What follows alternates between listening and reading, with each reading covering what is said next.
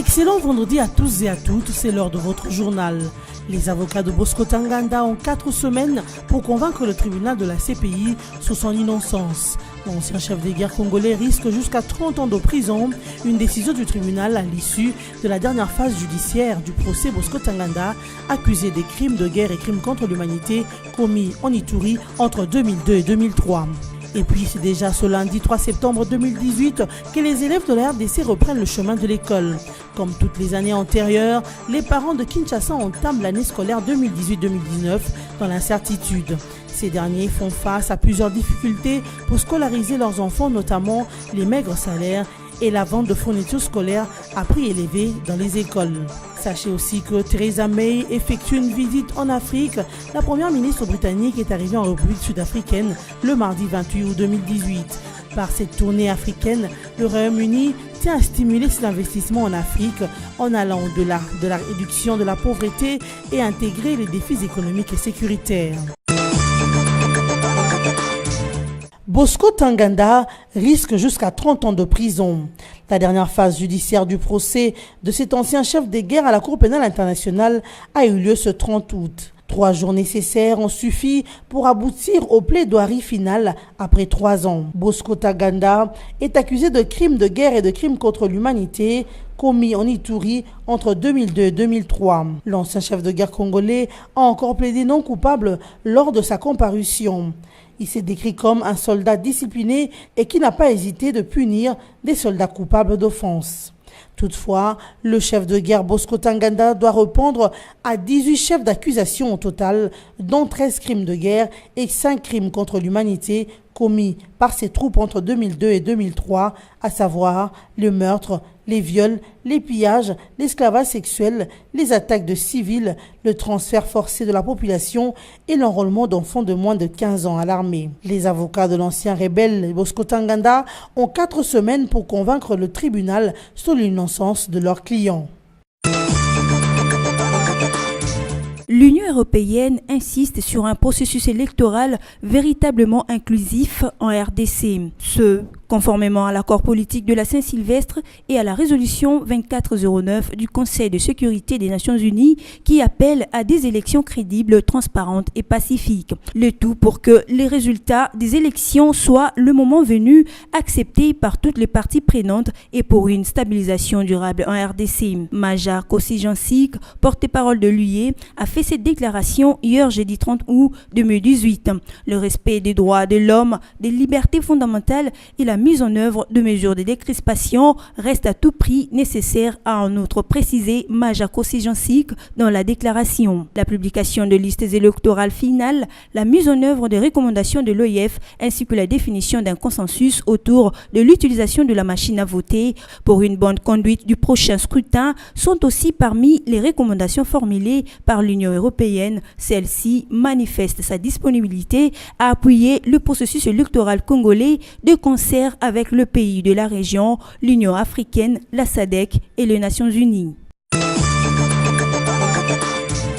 La Cour constitutionnelle de la République démocratique du Congo a débuté, ce vendredi 31 août 2018, l'examen de requêtes de candidats introduites par le 6 candidats recalés par la Commission électorale nationale indépendante à l'élection présidentielle du 23 décembre prochain.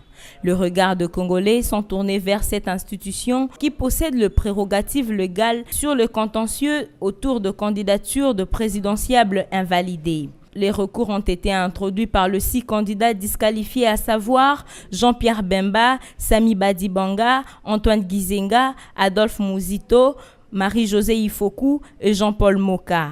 Par ailleurs, ce vendredi 31 que la Cour constitutionnelle a clôturé la réception de recours de candidats provisoires écartés à la députation nationale par la CENI. Pour défaut de nationalité, la candidature à l'élection provinciale de Zakari Babasui a été invalidée le jeudi 30 août par la Commission électorale nationale indépendante. Dans une correspondance adressée à Claudel Lobaya, président de la plateforme Alliance des mouvements du Congo, la CENI lui demande de procéder au remplacement de Zakari Babasui. Ces derniers étaient candidats députés provinciaux dans la commune de Kimbanseke sous la bannière des AMK. Cette illégibilité a été observée quelques jours après la publication des listes définitives des candidats députés provinciaux rendues publiques le 18 août dernier. Il s'y est de noter que la CENI a également invalidé les candidats suppléants Aimé Kilolo pour défaut de nationalité et pour sa condamnation pour subornation des témoins par la Cour pénale internationale. Pour Norbert Bashengezi, vice-président de la CENI, la solution à ces problèmes de la double nationalité repose sur la moralisation de la classe politique ainsi que sur la maîtrise de la loi électorale. Fin du mystère ce lundi 3 septembre pour tout électeur et personne sans empreinte digitale. La Commission électorale nationale indépendante par son vice-président Norbert Bashengezi a annoncé l'affichage des listes provisoires des électeurs enrôlés par province.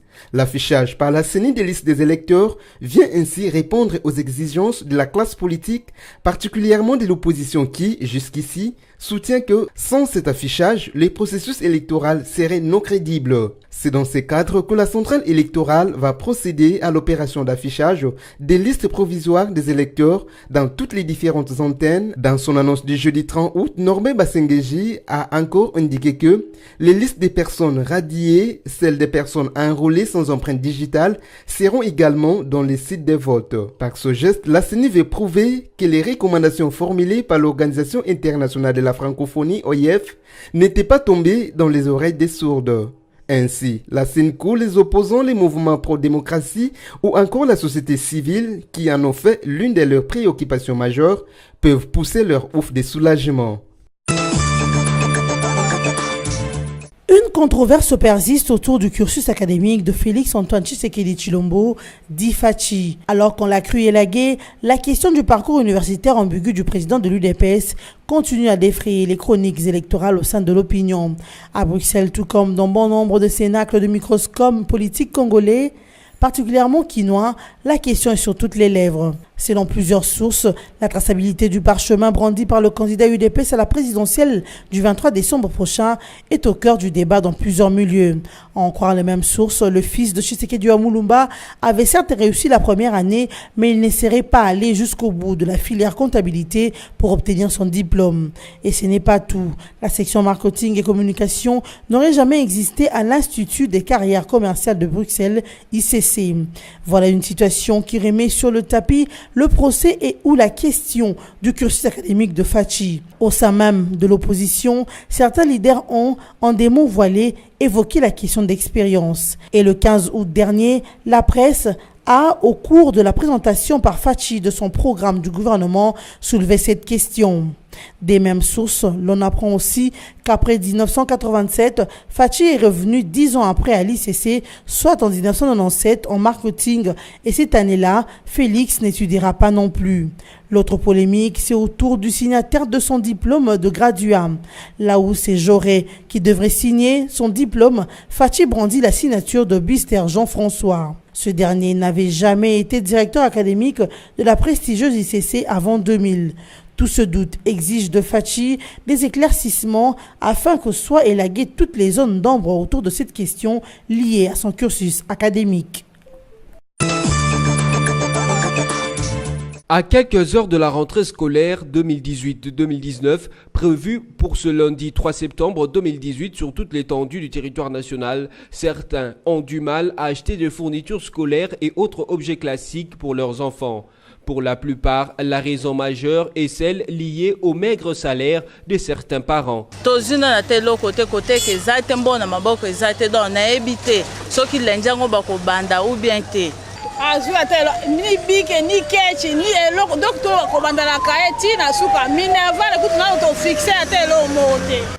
La veille de toute rentrée scolaire, c'est les parents qui doivent se déchirer avec de maigres moyens, avec des impayements, avec des manques d'allocations familiales que l'État devrait normalement accorder aux familles. Donc, nous essayons de nous battre. Une autre situation qui donne du fil à retordre aux parents est celle de la vente dans certaines écoles des uniformes et autres objets classiques, parfois à des prix plus élevés que ceux du marché. Par conséquent, les parents appellent à l'implication des autorités afin de stabiliser le prix des uniformes scolaires. Au jour d'aujourd'hui, vous avez des écoles qui imposent des uniformes aux parents. Or, autrefois, nous avons étudié, quand on étudiait, c'était nos parents qui achetaient des uniformes et qui amenaient chez les tailleurs pour coudre afin que nous portions cela. Mais aujourd'hui, c'est l'école qui vous impose les prix. Offrir une bonne éducation à ses enfants est le souhait de tous parents et assurer la formation de la jeunesse est une des garanties pour un avenir meilleur d'un État. D'où l'importance de l'implication des autorités compétentes afin de garantir l'éducation à tous les jeunes sans discrimination d'aucun ordre. La première ministre britannique en tournée sur le continent noir, Theresa May, en visite en Afrique, est arrivée mardi 28 août 2018 en Afrique du Sud. Le Royaume-Uni tient à stimuler ses investissements en Afrique. Dans son discours à Cape Town, elle a annoncé un apport additionnel de 4 milliards de livres à injecter dans l'économie africaine et le changement fondamental dans les aides au développement accordées par Londres. L'aide britannique ira désormais au-delà de la réduction de la pauvreté pour être affectée sur le défi économique et sécuritaire à long terme. Elle a ajouté que les aides au développement du Royaume-Uni non seulement lutteront contre les extrêmes pauvretés, mais s'attaqueront en même temps aux défis mondiaux conformément aux intérêts de l'Afrique et du Royaume-Uni. La RDC étant aussi un pays africain, bénéficiera de l'aide britannique. Le Royaume-Uni investit dans le pays de Joseph Kabila à travers le CDC, son institution de financement du développement. L'un des plus grands investissements en RDC est celui des Feronia, une entreprise agricole qui a réhabilité 3 des anciennes plantations et qui a employé environ 800 personnes en temps plein. C'est la fin de cette édition d'information, mais avant de nous séparer, voici les principaux titres de ce journal. Les avocats de Bosco Ntaganda ont 4 semaines pour convaincre le tribunal de la CPI sous son innocence. L'ancien chef des guerres congolais risque jusqu'à 30 ans de prison, une décision du tribunal à l'issue de la dernière phase judiciaire du procès Bosco Ntaganda, accusé des crimes de guerre et crimes contre l'humanité commis en Ituri entre 2002 et 2003. Et puis c'est déjà ce lundi 3 septembre 2018 que les élèves de la RDC reprennent le chemin de l'école. Comme toutes les années antérieures, les parents de Kinshasa entament l'année scolaire 2018-2019 dans l'incertitude. Ces derniers font face à plusieurs difficultés pour scolariser leurs enfants, notamment les maigres salaires et la vente de fournitures scolaires à prix élevé dans les écoles. Sachez aussi que Theresa May effectue une visite en Afrique. La première ministre britannique est arrivée en République sud-africaine le mardi 28 août 2018. Par cette tournée africaine, le Royaume-Uni tient à stimuler ses investissements en Afrique en allant au-delà de la réduction de la pauvreté et intégrer les défis économiques et sécuritaires. Ainsi se termine cette édition d'actualité. Merci de votre attention.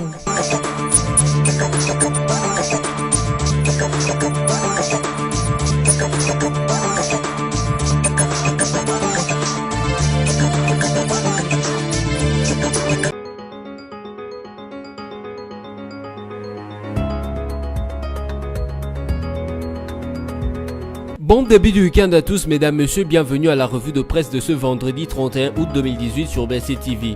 Débutons avec le site d'information Congo Virtuel qui titre « Les débats sur Jean-Pierre Bemba devient immoral ».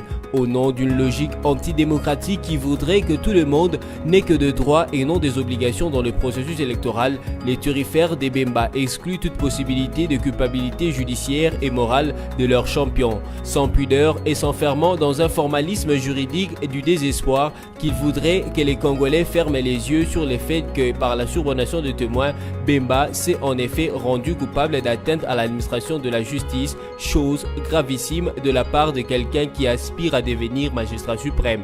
De tous les candidats à la présidentielle de 2018 dont les dossiers ont été rejetés par la CENI pour des raisons diverses, les cas de Jean-Pierre Bemba Gombo semblent focaliser la meilleure part d'attention, au point qu'au pays comme dans les milieux politico-diplomatiques et les médias occidentaux, l'ex-prisonnier de la Cour pénale internationale écarne de plus en plus les termes inclusivité collés au processus électoral, ceci dans une sorte de logique d'exclusion de toute possibilité d'objectivité du travail de la CENI et au finish de celui de la Cour constitutionnelle.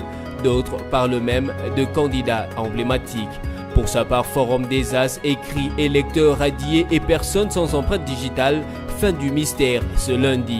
La Commission électorale nationale indépendante CENI procédera à partir de ce lundi 3 septembre à l'affichage des listes provisoires des électeurs dans les différentes antennes éparpillées à travers l'immense territoire du pays.